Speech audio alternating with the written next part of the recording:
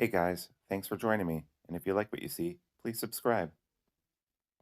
Hello, peoples. Welcome to Sharp Ends. Thanks so much for joining me. This is the Lost Trails 5 from TJ Schwarz.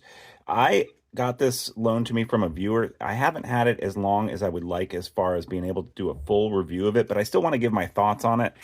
So take this review with a grain of salt that I've only had it for a couple of weeks, and I've been testing it, but I haven't tested it as much as I usually do for a full review.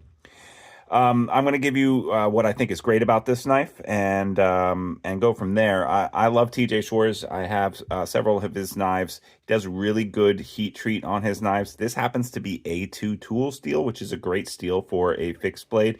And he did a cryo finish on this with HRC 62 to 63, which I actually think is a little high for A2.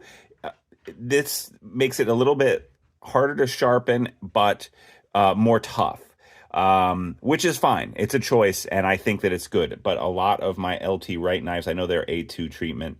I'm going to get in trouble right now, but I believe it's below 60 when they do their A2, and it comes out really nice at that HRC. So I'm kind of curious long-term wise, what would that mean for this?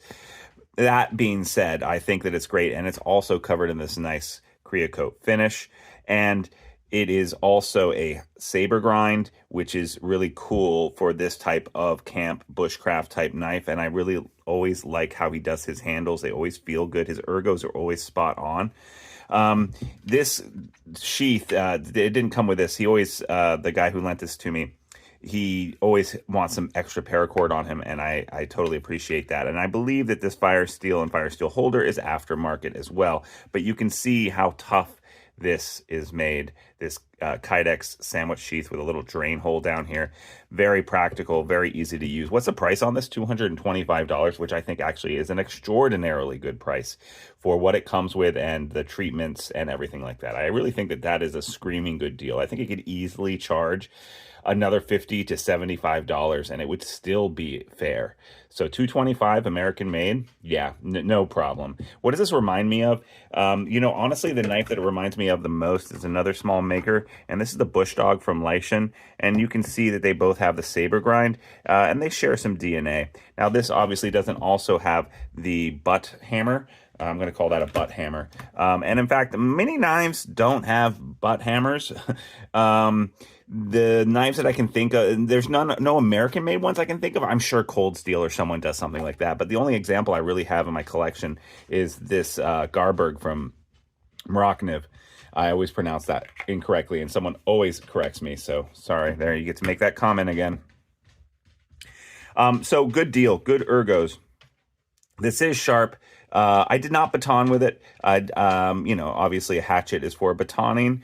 But I think that the person who lent this to me has batoned with it. I did use some other trick. I did do some feather sticking with this, and I did do some splitting of small wood for kindling, but I didn't go through anything big or anything like that. Just respecting my friend.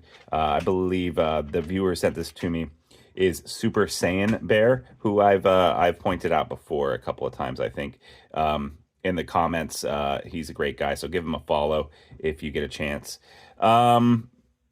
Yeah, so overall, I think this is a great knife. I'm really happy. Thank you so much for letting me see this knife. It feels so good in the hand, and I think it's a screaming good deal. Screaming. Like this Bush Dog, much more expensive, also A2. But, I think, I don't know, I don't want to get into which one I like more. They would be comparing apples and oranges. But this, also the hand guard here, is very nicely done. I usually don't like hand guards, but it is nicely done. And you can do a hammer grip, reverse. Everything is good with this guy. And the snappiness of the Kydex sheath, just really brilliant. So thanks for joining me for that short mini review. Now, I'm not going to call it a full review. We're going to call it a mini review of this Lost Trails 5. Check out TJ Schwarz website if you're interested in this.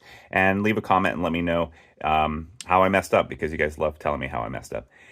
Thanks so much. I'll see you next time on Sharp Ends. Oh, by the way, click like, subscribe, notifications, and if you want to get a chance to win a knife of the month, join the Patreon crew down below. Follow the link for $3 a month to get entered to win a knife of the month. All right, bye-bye. See you next time.